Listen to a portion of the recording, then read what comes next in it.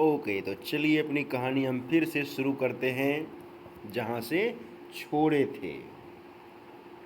तो इस कहानी के आखिरी भाग तक आपने ये देखा था कि वो राजा पहुँचे हरमिट के पास और हरमिट से उन्होंने अपने प्रश्नों का जवाब मांगा। बदले में हरमिट की थोड़ी सहायता भी की और उसके बाद वो जब उन अपने प्रश्नों का जवाब मांगने लगे तो हरमिट ने कोई जवाब नहीं दिया, बस चुपचाप उसके हाथ से कुदाली ले ली और फिर से अपना कुरेदने में लग गया। राजा सोचा होगा क्या अजीब आदमी है भाई। अब देखिए, तो लिखा है but the king didn't give him the spare and continue to dig.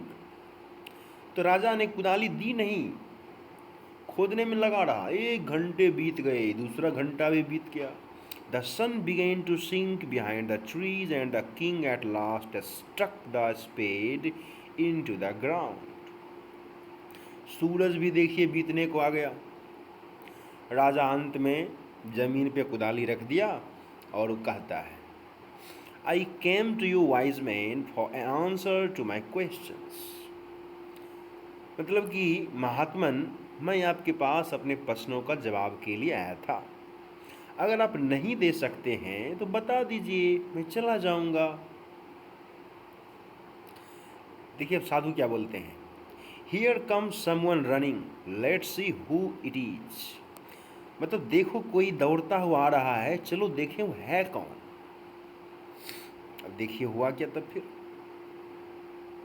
तो लिखा है, अच्छा थोड़ा सा छूट रहा था, यस। तो लिखा है the king turned round and saw a bearded man came running of the wood. आपको मैंने पहले ही बताया वुड का मतलब यहाँ पे लकड़ी बिल्कुल नहीं है। वुड का मतलब क्या है, जंगल, फॉरेस्ट। तो वुड का यहाँ पर दूसरा मीनिंग काम कर रहा है और वो है फॉरेस्ट। तो जंगल से एक आदमी दौड़ता हुआ आ रहा था। उस आदमी की दाढ़ी थी, इसीलिए लिखा हुआ है बियर्डेड मैन। और आदमी ने अपना हाथ से अपने पेट को कस के दबाए हुए था और उससे खून बह रहा था। लो, when he reached the king he fell fainting on the ground moaning feebly। जब राजा के पास वो पहुंचा तो लगभग बेहोश होते हुए, पस्त होते हुए जमीन पर गिर गया और बहुत ही धीरे धीरे कराहने लगा। तो राजा और हरमिट अनफासन्ड, अनफासन का मतलब होता है उसके कपड़े जहाँ पे घाव बह रहा होगा उसको उन्होंने खोल दिया, हटा दिया और देखा कि उसके पेट में बड़ा सा घाव था। The king washed it as best his could. तो राजा ने जितना अच्छा हो सकता था उसके घाव को धोया, उसकी पट्टी बांधी। कैसे, तो अपने रूमाल से और टावेल से। वो कौन सा टावेल, तो जो साधु के पास था।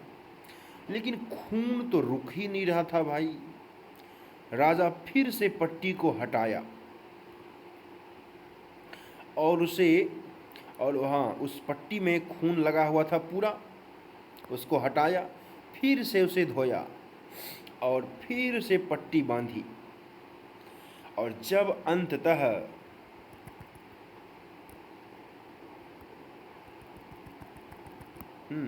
लिखा है व्हेन एट लास्ट में, जब अंततः खून का बहना रुक गया। सीज मतलब क्या होता है, रुकना, stop. The man revived, revive मतलब होता है जीवित होना या होश में आना। तो आदमी होश में आया और उसने पूछा, अच्छा यहाँ आस्क फॉर लिखा हुआ है इसीलिए आप याद रखिए, ये जो आस्क फॉर है, आस्क फॉर का मतलब होता है मांगना। तो वो कुछ पीने को मांगा, तो राजा ने ताज़ा पानी उसे पीने को दिया। इसी बीच सूरज डूब चुका था और बिल्कुल अंधेरा हो चुका था, ठंडा मौसम आ गया था। तो राजा उस हर्मिट की सहायता से उस वुंडेड पर्सन को कहाँ ले गया, कुटिया में, और वहाँ पे बेड पे लिटा दिया उसे। और वहीं वो पड़ा पड़ा आदमी ने अपनी आंखें बंद की और बिल्कुल चुपचाप था। तो राजा इतना थका हुआ था कि मैंने दिन भर काम जो किया था बेचारा, कि इतना थका हुआ था दिन के काम से कि वहीं वो घुटनों के बल बैठा हुआ था, वहीं बेड के किसी खूंटे के पास, और वहीं सो गया। So soundly that he slept all through the short summer night. मतलब कि पूरे रात वो ऐसे बैठे बैठे ही सो गया। सोचो, राजा कभी ऐसी नींद सोया होगा बेचारा, लेकिन आज थक करके उसे भी इस अवस्था में भी नींद आ गई। जब सुबह में उठा, बहुत देर हो चुकी थी ये जानने में कि आखिर वो कहाँ है, और फिर ये दाढ़ी वाला आदमी कौन है। और वो उसे बड़े ही गौर से, इंटेंटली, मैंने बड़े ही गौर से उसे देख रहा था। तो वो आदमी कहता है, मुझे माफ़ कर दीजिए, बड़े ही मरियल आवाज़ में बोला। जब वो देखा कि राजा जो है जग गया है, तो उसको कहता है, मुझे माफ़ कर दीजिए। तो राजा कहता है, मुझे पता नहीं, और मैंने कुछ ऐसा किया नहीं है कि मैं तुम्हें माफ़ करूं। तो वो आदमी कहता है, दाढ़ी वाला, आपको नहीं पता, लेकिन मैं आपको जानता हूँ। मैं आपका दुश्मन हूँ, जिसने शपथ ली थी कि आपसे बदला लूँगा। चूँकि आपने मेरे भाई को फांसी दे दी, इसीलिए मैंने बदला लिया था आपको मारने का। और आपने मेरे भाई की संपत्ति भी जब्त कर ली थी, तो इसीलिए मैंने फैसला किया था कि मैं आपसे इसका बदला लूँगा। और मुझे पता था कि आप इधर से गुजरेंगे। ठीक, मतलब चोर या दाढ़ी वाला जो भी आदमी है वो बता रहा है कि आप इधर से गुजरेंगे, इसीलिए मैंने ये सब प्लान बनाया। अब इसके आगे अगले पेज में देखते हैं तुरंत। देखिए, हमारा अगला पेज आ गया।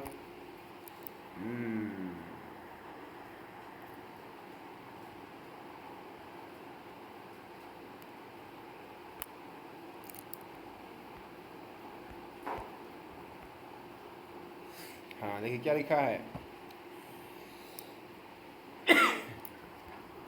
कि जब आप साधु से मिलने आ रहे थे अकेले, तो मैंने शपथ ली कि मैं तो आपको रास्ते में ही मार डालूंगा। हाँ, लेकिन कब? जब आप लौटेंगे तब। लेकिन दिन बीतता गया और आप लौटे ही नहीं। इसीलिए मैं निकल आया अपने छिपने के स्थान से। एम्बस मतलब होता है घात लगाकर बैठना या घात लगा के छिपने का पोजीशन। तो मैं बैठा हुआ था कि आप उधर से आएंगे तो मैं मार दूंगा, लेकिन आप तो आए नहीं, तो मैं निकला उधर से। और बस आपके जो अंगरक्षक थे वो मेरे सामने पड़ गए। उन्होंने मुझे पहचान लिया, लड़ाई हुई, घायल कर दिया उन्होंने। और तब मैं वहाँ से भागा, और मैं तो खून से, मतलब कि खून बहने से मर ही जाता, had you not dressed my wound. मतलब अगर आपने मेरे घाव का इलाज नहीं किया होता तो मैं तो मर ही जाता खून बहने से। अब मैं आपको मारना चाहता था और आपने मेरी जान बचाई, और अब मैं जिंदा हूँ। और अगर आप चाहें तो मैं आपके सबसे विश्वासी गुलाम बन करके आपकी सेवा करूँगा, और मैं अपने बच्चों को भी ऐसा ही करने को कहूँगा। बस आप मुझे माफ़ कर दीजिए। तो माफ़ करने की कहानी आपको समझ में भी आई होगी कि वो एक्चुअल में कौन था। तो वो राजा का दुश्मन था, जो कि राजा को मारने आया था, लेकिन वो बेचारा घायल हो गया और संजोग से राजा ने ही उसकी जान बचाई। तो इसीलिए वो अपना आभार व्यक्त कर रहा है और कह रहा है कि मैं ज़िंदगी भर आपका गुलाम रहूँगा, मेरे वंश के सारे लोग अगर आप चाहें तो गुलाम रहेंगे, लेकिन आप मुझे माफ़ कर दीजिए। तो ये बात समझे आप। अब देखिए कहानी का अगला भाग। लिखा है the king was very glad to have made peace with his enemy so easily.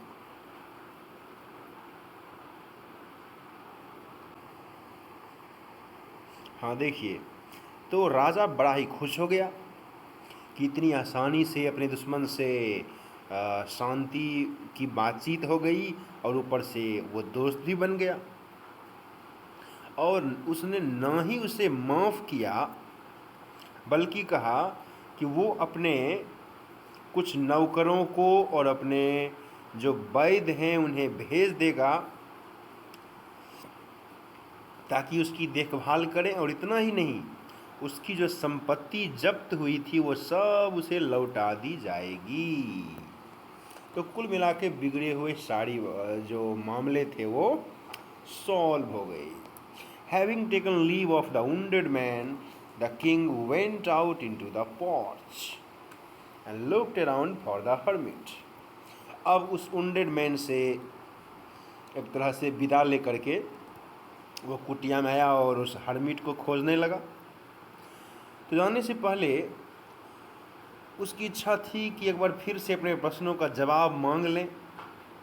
Hermit बाहर में बैठा हुआ था, कुछ बीज बो रहा था उस क्यारी में जो कल उसने और राजा ने मिल करके बनाई थी। तो पहुंचा और कहता है, अंतिम बार मैं आपसे याचना करता हूं कि आप मेरे प्रश्नों का जवाब दे दें। तो देखिए हरमिट का जवाब क्या है। वो कहता है, you have already been answered, still crouching on his thin legs and looking up at the king. मैंने अभी भी बेचारा वो ऐसे ही घुटना के बल, या जैसे हम लोग बैठते हैं तो घुटना के बल वो बैठा हुआ, वो ऐसे ही बोला कि आपको जवाब तो मिल गया है। राजा पूछता है, कैसे जवाब मिल गया, क्या मतलब है आपका। तो हरमिट कहता है, do you not see, if you had not pitied my weakness yesterday and had not dug these beds for me, but had gone your way, that man would have attacked you and you would have repented of not having stayed with me।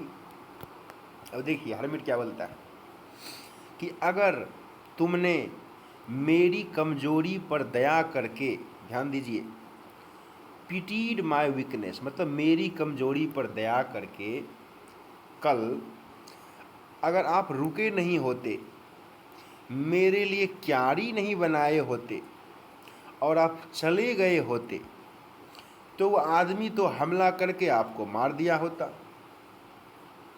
और आप पछताते कि आप मेरे पास ही क्यों नहीं रुक गए।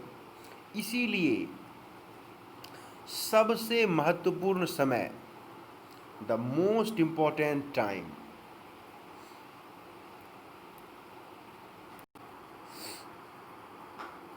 तो हरमिट बोला कि सबसे महत्वपूर्ण समय तो वो था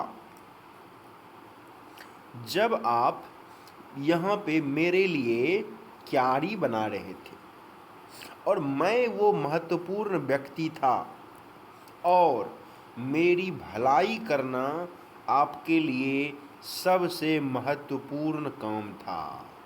तो आपको तीनों प्रश्नों का जवाब मिल गया। जिस समय आप क्यारी खोद रहे थे सबसे महत्वपूर्ण समय, सबसे महत्वपूर्ण व्यक्ति आपके लिए मैं, और मेरी भलाई करना आपके लिए सबसे महत्वपूर्ण सबसे बड़ा काम। और उसके बाद वो आदमी आया हमारे पास,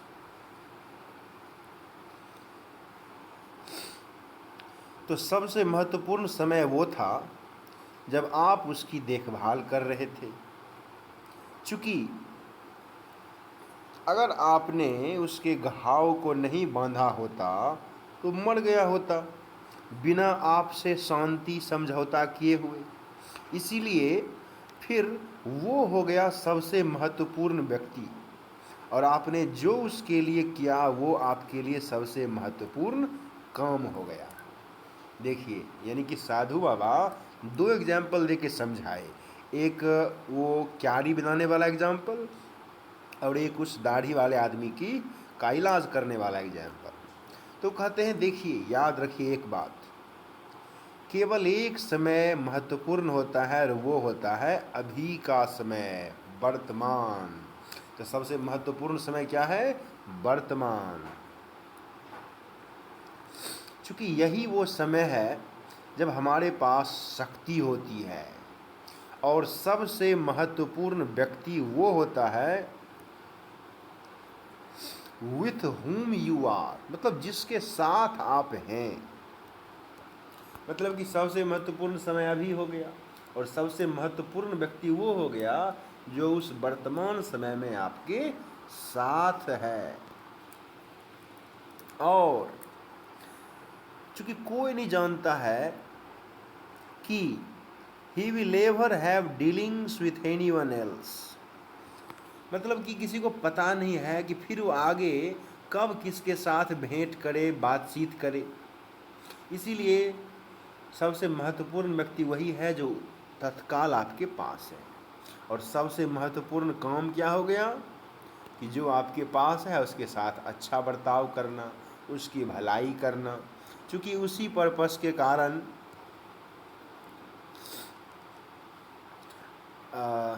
because for that purpose alone was man sent into this life, चूँकि उसी खास मकसद के लिए, मतलब कि दूसरों की भलाई करने के लिए ही तो आदमी का जन्म हुआ है। ठीक, तो इस तरह से बड़ी अच्छी देखिए सीख दी गई है। मैं आपको फिर से बता दूं थोड़ा सा उसको रिकॉल करके, कि वो साधु अब बता रहे हैं कि सबसे महत्वपूर्ण समय क्या हो गया? अभी का समय, यानी कि नाउ। और सबसे महत्वपूर्ण व्यक्ति वो हुआ जो अभी इस नाव के समय, जो व्यक्ति आपके साथ है। तो जो आपके साथ है वही हो गया महत्वपूर्ण। और इस आदमी की आपको भलाई करनी है, इसके साथ अच्छा बर्ताव करना है, इसको खुश रखना है, बस यही आपका सबसे बेहतर काम हो गया। तो अगर इस नज़रिए से हम सोचें तो हमेशा हम सबके साथ बढ़िया बर्ताव करेंगे तो हमारे रिश्ते सबों के साथ अच्छे हो जाएंगे। तो देखिए, बहुत ही अच्छा जवाब दिया उस महात्मा जी ने। तो समझ गए, कहानी यहीं ख़त्म होती है। और मैं उम्मीद करता हूँ कि आपको एक कहानी बहुत ही अच्छी लगी होगी, रोचक लगी होगी, और आपको समझ में भी आई होगी। ठीक है, ओके, थैंक यू।